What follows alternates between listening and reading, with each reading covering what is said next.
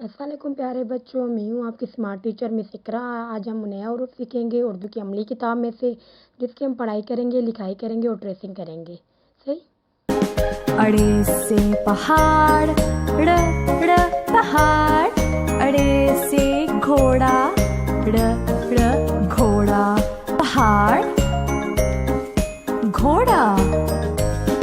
ये हरूफ दरमिया या आखिर में ही आता है। सीखेंगे हुरूफ अड़े, पढ़ाई और लिखाई। हुरूफ अड़े से कोई अल्फाज शुरू नहीं होता, इसलिए इसके तारुफ में हुरूफ अड़े से हम कह सकते हैं आड़ू।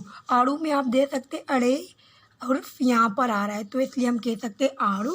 अभी हुरूफ अड़े की हम लिखाई करेंगे। सबसे पहले रे बनाएंगे, इस तीर से शुरू करेंगे ऐसे।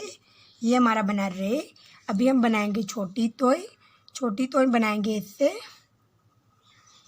पहले, फिर इसके ऊपर हम ऐसे गोल सी टोकरी बनाएंगे। ये हमारा बना हुरूफ अड़े।